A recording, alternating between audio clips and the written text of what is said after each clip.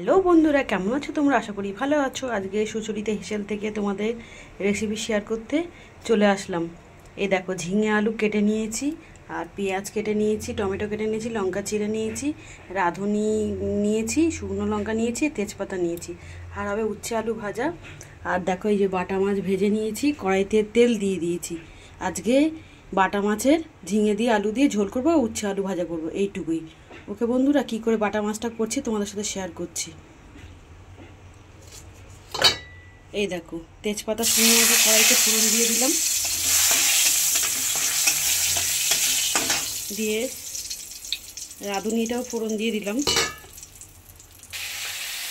দেখো বন্ধুরা, সম্বারাটার থেকে ভালো গন্ধ উঠলে আমি ঝিঙে আলু অ্যাড করে দিয়েছি। তারপরে স্বাদ মতো নুন, হলুদ আর চিনি দিয়েছি। ভালো করে এটা মিশিয়ে নেবো। যখন এটা একটু ভাজা ভাজা হয়ে যাবে, তখন পেঁয়াজ আর টমেটো আর চেরা কাঁচা লঙ্কাটা অ্যাড করে দেবো। এই দেখো বন্ধুরা, আমি পেঁয়াজ, টমেটো, কাঁচা লঙ্কা অ্যাড করে দিয়েছি, দিয়ে ভালো করে মেশাবো। মিশিয়ে নিয়ে বাটিতে যে গরম জল করে রেখেছি, এই গরম জলটা এই মাছের ঝোলের মধ্যে দিয়ে দেবো। মাছের ঝোল ফুটে উঠলে তবেই মাছ দিয়ে আর টেস্ট করে একটু দেখে নেবো নুন মিষ্টি বা কিছু কম আছে কিনা।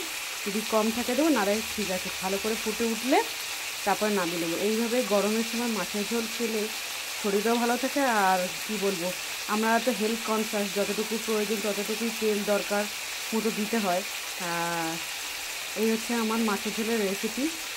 আর বন্ধুরা, তোমাদের যদি ভিডিওটা ভালো লেগে থাকে তাহলে অতি অবশ্যই লাইক কমেন্ট করে আমার পাশে থেকে। দেখো বন্ধুরা, গরম জল অ্যাড করে দিয়েছি। আমি একটু ঝোল ঝোল করবো, এই ঝোলটা দারুণ লাগে লেবু দিয়ে গরম ভাতের সাথে, তাই জন্যই এরকম জল দিয়েছি। জাস্ট ঝোলটা ফুটলে মাছটা দিয়ে সব কিছু ঠিকঠাক আছে কিনা দেখেই নামিয়ে নেব। দেখো বন্ধুরা, মাছের ঝোল ফুটে উঠেছে। আমি মানে বাটা মাছটা অ্যাড করে দিয়েছি। আর বাটা মাছ খুব টেস্টি মাছ, মিষ্টি জলের মাছ তো, তাই যদি পুকুরের জল ভালো হয় তাহলে বাটা মাছ স্বাদ হলে ঝোলটাও দারুণ টেস্ট হয়। ঝিঙে বেশি ভাজলে সেই ঝিঙে স্বাদ থাকে না, আর কালারটাও নষ্ট হয়ে যায়। আর একটু ফুটলে যখন একটু ঘন হয়ে আসবে, তখন গ্যাসটা অফ করে তোমাদের সাথে শেয়ার করব। তো সবাই ভালো থেকো, সুস্থ থেকো, আর অবশ্যই লাইক কমেন্ট করে আমাদের পাশে থেকো।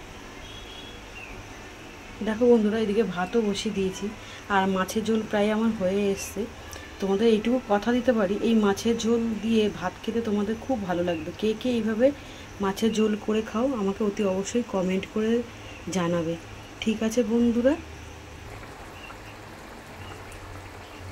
বন্ধুরা তো আজকে তোমাদের রান্নার লং ভিডিওটা কেমন লাগলো আমাকে অতি অবশ্যই কমেন্ট করে জানিও। আর সবাই ভালো থেকো, সুস্থ থেকো। সবার ঘরে ঘরে এখন রোগ ব্যাধি, তাই এরকম যত লাইট খাবার খাওয়া যায় ততই ভালো, তাই না বন্ধুরা? ওকে, টাটা। আবার অন্য কোনো ভিডিওতে অন্য কোনো রেসিপি নিয়ে চলে আসব। আমি সুচরিতা, মধ্যমগ্রাম থাকি। সবাই ভালো থেকো কিন্তু।